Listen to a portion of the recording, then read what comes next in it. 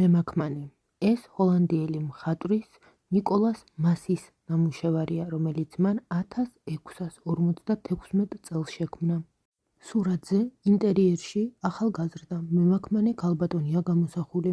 მის სიახლოვეს ვხედავთ პატარა ბავშვს, რომელიც სპეციალურ ხის სკამში ზის. იმხანად ჰოლანდიაში ამგვარ სკამმაგიდას რამდენიმე დანიშნულებით იყენებდნენ. პირველ რიგში ასეთი სკამმაგიდები გამოიყენებოდა მაშინ, როდესაც ბავშვს აჭმევდნენ, ან ცდილობდნენ მისთვის საჭმლის დამოუკიდებლად მირთმევა ესწავლებინათ. ამავდროულად ეს სკამმაგიდა მშობელს ან ადამიანს, რომელსაც ბავშვის მოვლა ევალებოდა, ეხმარებოდა იმაში, რომ მანამ სანამ ბავშვი სკამმაგიდაზე დალაგებული სათამაშოებით ერთობოდა, მას სახლის საქმეების გაკეთება მოესწრო. სკამმაგიდის ქვედა არეში, იატაკთან ახლოს, ვხედავთ წარწერას, რომელიც მხატვრის ვინაობას გვამცნობს. აქვე ვხედავთ სკამმაგიდიდან გადმოყრილ ნივთებსა და ჯამს კოვზით.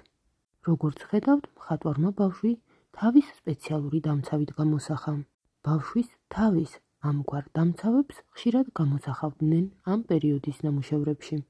ნიკოლას მასის ეს ნამუშევარი ნიუ-იორკში მეტროპოლიტენ მუზეუმშია დაცული.